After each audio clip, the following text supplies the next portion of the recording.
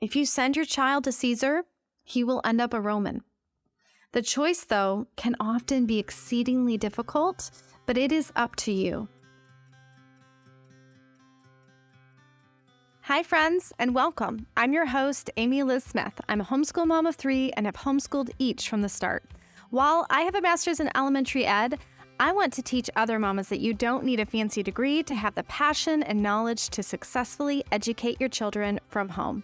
I hope to bring you encouragement to jump in and start your homeschool journey and provide my absolute best recommendations to help you begin your homeschool journey. Thanks for joining us along for this crazy, messy, grace-filled homeschool ride.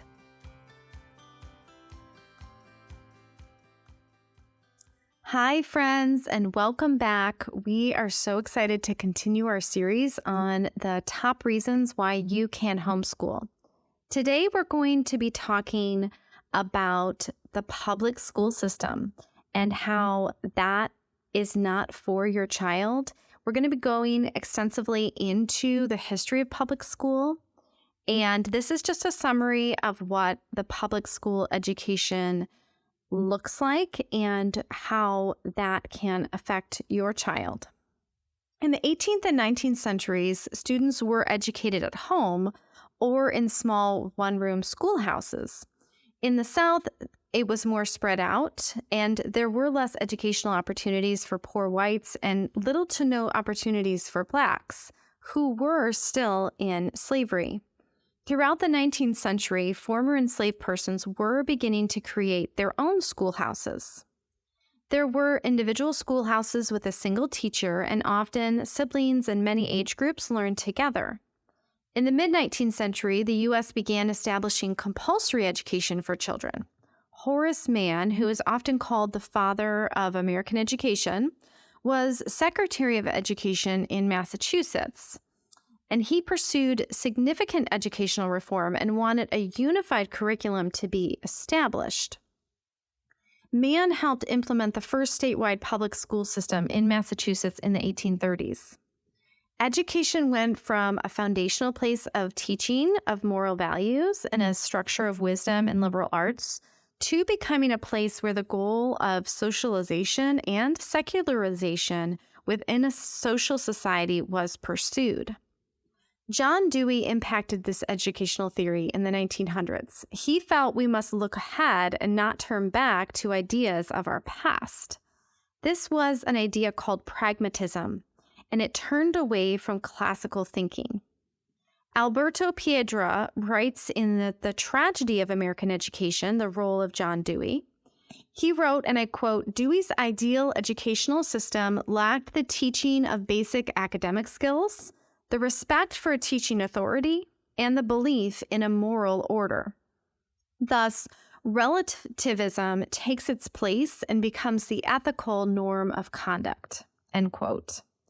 This influence then will perpetuate into all aspects of one's childhood and then on into adult life. And this new relativism or pragmatism will affect their choices and influence them for things like medical care, nutrition, religion, one's own personal relationships. Christopher Dawson in The Crisis of Western Civilization reminds us that, and I quote, "In Dewey's view, our purpose for education is not the communication of knowledge, but the sharing of social experience, so that the child shall become integrated into the democratic community." He believed that morals were essentially social and pragmatic, and that any attempt to subordinate education to transcendent values or dogmas ought to be resisted. R.C. Sproul, in his book, The Consequences of Ideas, noted that, I quote, "In carrying out pragmatism's program, John Dewey succeeded in revolutionizing our public school system." How Dewey framed these progressive educational theories as a means for social justice was rooted in Mann's actions in Massachusetts. Maintaining and enforcing a public school system, Dewey insisted, and I'm quoting, that concerns every citizen who cares for the establishment of a truly democratic way of life, and should be taken as seriously as Mann took it during his time. Now, Mann, growing up in Massachusetts, which was his birthplace, and that was the common school was established in the 1600s. Schoolmasters were paid by taking up a collection from each group of households where their children were going to be coming from. But man championed schools as foundational for democracy, and he's famous for this, riding around his state on horseback, implementing his ideals into these schools. An essential part of man's vision was that public schools should be for everyone and that children of different class backgrounds should learn together. He pushed to draw wealthier students out of the private schools and establish, quote, normal schools, to train teachers and have the state take over charitable schools and increase taxes to pay for all of this. Now, he succeeded. By the early 20th century, all states had free primary schools paid for by taxpayers that students were required to attend. And since the early 1900s, most U.S. citizens have accepted the establishment of this public government school as being for the better good. We can certainly acknowledge that accessibility to learning for our children is a good thing. But when the government replaces the parents' authority in their child's education and takes complete control over what is taught and how it is taught, this becomes extremely muddied. It is also very important to note, because many reformers today like to credit Mann and Dewey with the integration of schools between different socioeconomic communities and minority communities, that it was actually not the government that fought to allow Blacks in school alongside their white peers. In fact, during this time, even in the North, the governments were still against integration. Instead, it was the abolitionists and teachers like Prudence Crandall, or poets and writers, activists like John Greenleaf Whittier, and heroic abolitionists like Booker T. Washington, Frederick Douglass, and they dedicated their lives to prove that Black children deserved education and deserved an integration into society. 30 years ago, John Hood wrote an article on the failure of American public education, and he stated that proponents of government-mandated schools will state that desiring an educational alternative for your children is a rejection of a diverse society and an effort to segregate groups by class or race or socioeconomic status. But seeking out homeschool or private school is not a rejection of diversity. It is choosing the best alternative or a better alternative for one's own children. And these same parents would argue that all parents and families and children deserve to have that choice and to have that accessibility to an alternative.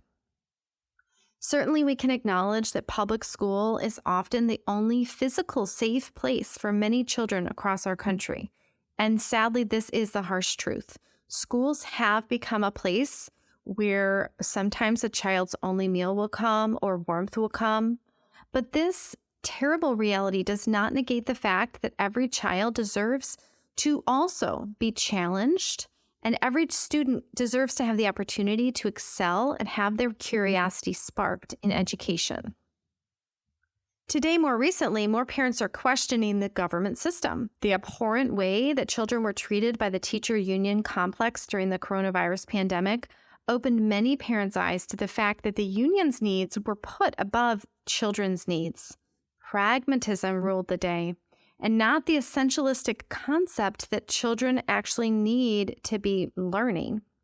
And we saw contradiction after contradiction. Children need to be out of school for everyone's safety, and then the argument that teachers in public school is essential, and then they argued that children experience no backward educational slide in student performance.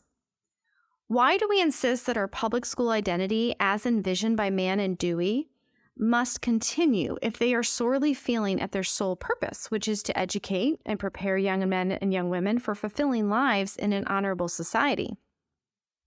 Certainly, public education for the public good and for the underprivileged should be a positive and noble endeavor. But how and why have we as Americans and as the American government school system gotten it so wrong? The lockdowns and the pandemic simply put these problems into a glaring light, and more are asking these questions. Again, we have to look at history to know how it went wrong.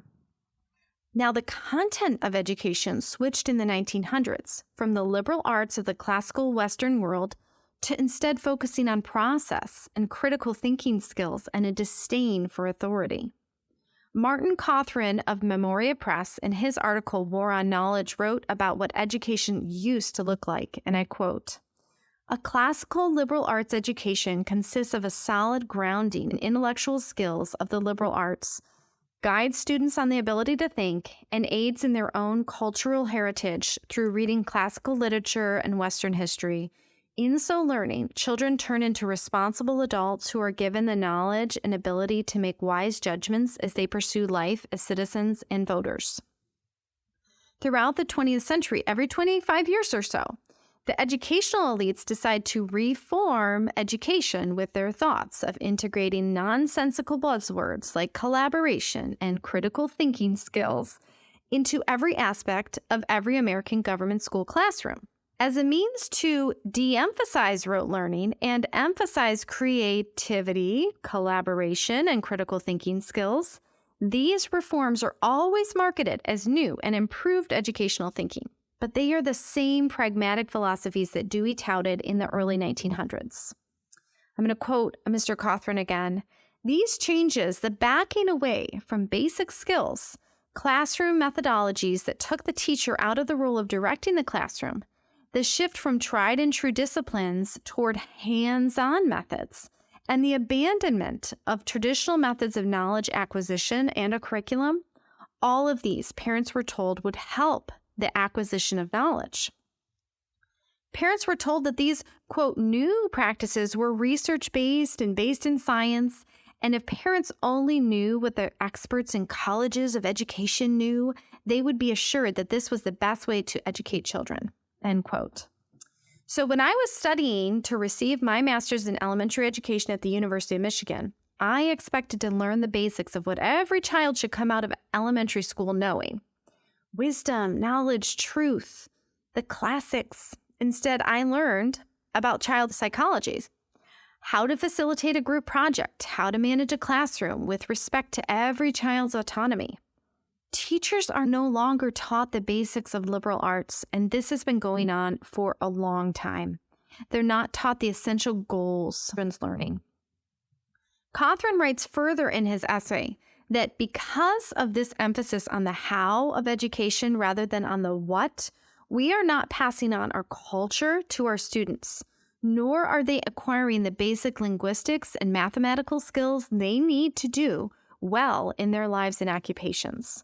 American children don't know basic facts about history, geography, and literature, and don't do well in mathematics in comparison with many nations, which ironically, they stress rote memorization and drill and practice. Our educational establishment, the one that we have charged with transmitting the acquired knowledge and wisdom of the ages, is, it turns out, not very interested in doing this. It is interested instead in learning styles, projects, unit studies, child-centered learning, learning centers, critical thinking skills, and in liberating students and not familiarizing them with our civilization," end quote. Today, there is an emphasis on process over content in our failed educational system. Now, as a side note, early childhood development and education is quite different than this, and this is not what I'm referring to here. We will have a topic of conversation on play and the importance of play in early childhood. But we want children to think, but we are not giving them the knowledge and the wisdom for what to think about. If they are not taught basic general knowledge, then what are they actually learning? Educational consultants swoop in and tell lawmakers the changes and transformations that are needed to make progressive reforms, usually emphasizing the latest trends or having an increase in critical thinking skills. The educational system takes our tax dollars, constantly improves things while the actual students are not learning. Cawthron continues, and his articles are amazing in Memoria Press. I highly recommend you grab their Classical Teacher magazine that you can get for free at memoriapress.com. But he reminds us to look at the past, okay? In the 1990s, when whole language instruction was taught instead of phonics, Teachers were not only no longer allowed to teach formal grammar and spelling, they were not to correct their students' papers for these things because that would stifle their creativity. Teachers were not to stand up in front of a classroom and teach, but they were to play the role of facilitator in the education of the children in their classes because children needed to be, quote, active learners or, quote, passive learners rather than passive learners. And students were supposed to choose what they learned from learning centers rather than have a teacher directly tell them what they're supposed to do. The very structure of the classroom was to be changed. No longer would there be rows of desks, a physical arrangement that bespoke order and individuality. Long tables were installed so that children could collaborate in groups. Individual subjects were out too. Projects and unit studies would replace them. The rote memorization and the boring drill and practice were to be abandoned. The abandonment of the traditional curriculum, the shift from classical literature to amorphous books by unknown authors, and the neglect of the standard history curriculum. Cawthron in War on Knowledge discusses the Cardinal Principles document and Kilpatrick's The Project Method, which were written in the 1920s and 30s. He states that before these were published, there was a system of education that did see it as its job to pass on our culture. It knew that memorization and drill and practice were not boring, but exciting and valuable for young children. It saw that the teaching of literature and history, when properly taught, were not only interesting, but exciting to students. It was called classical education. But after these pragmatic reforms were introduced, the liberal arts drastically suffered. Now, Charlotte Mason, a huge proponent of educational accessibility for all children in the late 19th and early 20th centuries in England, stated that each child who is a person and a sense maker has the right to gain understanding in the knowledge of the world, the knowledge of man, and the knowledge of God. She wrote in her Volume 6, Philosophy of Education, "I need not waste time in attempting to convince the reader of what we all know, that a liberal education is, like justice, religion, liberty, fresh air, the natural birthright of every child. Neither need we discuss the scope of such an education. We are aware that good life implies cultivated intelligence, that according to the Platonic axiom, knowledge is virtue. Even though there be many exceptions to the rule, educated teachers are not slow to perceive the part the humanities play in a worthy scheme of education. But our government school system is a result of the pragmatists who continue to tout the theories of Dewey. Instead of the goal to teach children the basic skills of reading, writing, and arithmetic, wisdom and virtue through literature and history, and advanced intellectual skills that can only come from the liberal arts, reform after reform, tax after tax, our children's hearts and minds and futures are at stake, and they are so compromised. And to what end? I know that as a parent, I'm not going to allow my child to be victim to these reforms. Today, we face far more difficult challenges than ones in the past. Not only are we refuting absolute truths, we are now, in our public school system, in our culture, we are completely reversing truths. The educational system can do that. Society can do that because the groundwork has been laid in the last century. I am so grateful that we have a choice. We still have the choice of what we want our own children to learn. If you send your child to Caesar, he will end up a Roman. The choice, though, can often be exceedingly difficult, but it is up to you. My prayer is that if you desire to get your child out of the pragmatic government schools, that you would have the ability to do so. You would be able to just fulfill your child with that sparked curiosity that they need and fill their hearts with the wisdom of old and the books that can develop their character. I hope that that was valuable to you. I know it was for me to look into the history of public schools and to really fully understand what has now happened and how it is just catapulted into farther and farther away from the biblical truths and the absolute truths that are the foundation for the family and for society and for everything as we know it.